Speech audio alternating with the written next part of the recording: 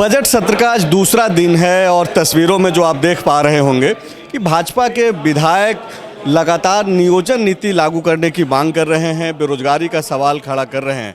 बिरंची नारायण हमारे साथ हैं। बिरंची जी, क्या सदन के अंदर भी इन सारे सवालों को लेकर के आप लोग आज आवाज़ उठाएंगे? निश्चित रूप से ये सवाल सिर्फ एक नौजवान का नहीं है, झारखंड के लाखों नौजवान के भविष्य का सवाल है।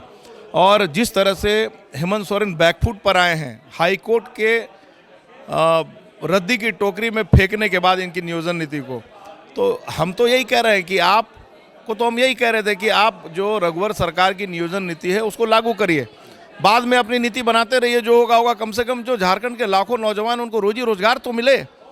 अब सुना है प्रेस मीडिया के माध्यम से, बिल की कॉपी अभी तक हम लोग के हाथ में आई नहीं है, सुना है कि 2016 के पहले लौट रहे हैं फिर से ये।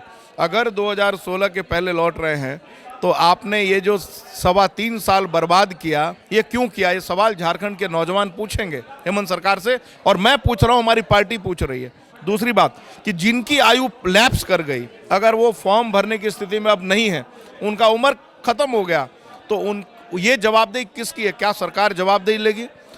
सवाल उठता है कि जिस तरह से झारखंड के नौजवानों को ठगने का काम,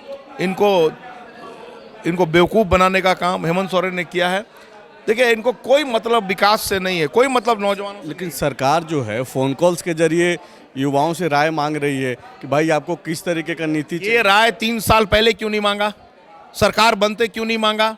मैं तो यही कह रहा हूँ कि अगर आपको यही राय मांगनी थी तो आपको 3 साल पहले मांगना चाहिए था। आज आप क्यों मांग रहे हैं? मेरे सवाल का जवाब दे हेमंत सोरेन। और सदन में आज मैं सवाल करूंगा हेमंत सोरेन से कि आपको जवाब देना चाहिए कि आखिर जो 3.25 साल नौजवानों के बर्बाद हुए, उसको लौटाने वाला कौन है? कौन लौटाएगा? ये बहुत जीवन के, जवानी के कीमती 3.25 साल है, और बड़ी संख्या में 10 लाख से ज़्यादा ऐसे नौजवान हैं जिनकी आयु खत्म हो गई। अब वो फॉर्म भरने के लायक भी नहीं बचे, तो उनके बाल बच्चों की जिम्मेवारी कौन लेगा? इतना बड़ा मुद्दा है, इसके साथ ही युवाओं की भारी संख्या है, सड़क पे भी लोग दिखे, लेकिन बीजेपी उस तरीके से इसको मुद्दा क्यों नहीं बना पा रही? अभी रामगढ़ का जो चुनाव हुआ उसमें भी रोजगार कोई बड़ा मुद्दा नहीं बन पाया। नहीं, देखिए, ऐसा नहीं है। भारतीय जनता पार्टी लगातार मुखर रही है, और आप देखिएगा अभी 11 अप्रैल को हमारा बड़ा कार्यक्रम प्रदर्शन का रांची में है, उसमें भी यह विषय रहेगा। और आपको पूरे बजट सत्र के दरमियान आपको समझ में आएगा कि भारतीय जनता पार्टी पूरे धारदार तरीके से नौजवानों के विषय पर गोलबंद है। कल जब राष्ट्रगान गाया जा रहा था तो कुछ अधिकारी बैठे हुए थे, बाद में आपने सवाल भी खड़ा किया, क्या आप पत्र भी लिखे हैं इसको? मैंने दिखाओ पत्र दिखाओ। मैंने आज झारखंड विधानसभा के माननीय अध्यक्ष जी को आज एक पत्र लिखा है। ये पत्र देखिए, माननीय विधानसभा अध्यक्ष जी को मैंने एक पत्र लिखा है, और पत्र लिखकर मैंने आग्रह किया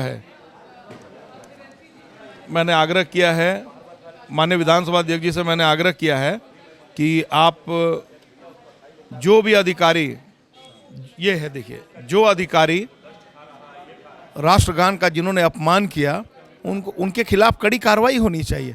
सवाल उठता है कि सिनेमा हॉल में भी हम जाते हैं तो जो अनपढ़ लोग हैं, जो गरीब लोग हैं, जिनको बहुत समझ में नहीं आती, वो भी राष्ट्रगान के सम्मान में खड़े हो जाते हैं। तो विधानसभा में जो अधिकारी दीर्घा में बैठकर कवरेज करते हैं, जो संचालन में सहयोग करते हैं, उनको तो निश्चित रूप से खड़ा होना चाहिए।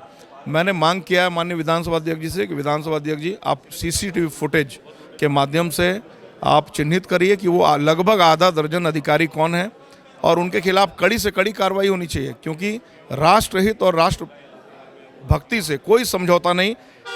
कार्रवाई करिए, देशद्रोह का मुकदमा चलाइए, जो भी करना है करिए। और अगर उनको राष्ट्रगान से प्यार नहीं तो चले जाएं पाकिस्तान, हमको कोई आपत्ति नहीं है, वो जाके पाकिस्तान में रहें, कोई परेशानी की बात नहीं। ये आप बिरंची नारायण जी को सुन रहे थे। ये जो नियोजन नीति का जो मसला है, इसको लेकर के ये बोल रहे हैं कि ना केवल सदन के बाहर बल्कि सदन के भीतर भी युवाओं के साथ ये जो बड़ा सवाल है, इसको लेकर के वो और उनकी पार्टी जो है सवाल उठाते रहेगी। शुक्रिया। thefollowup.in. Like, share and subscribe. www.thefollowup.in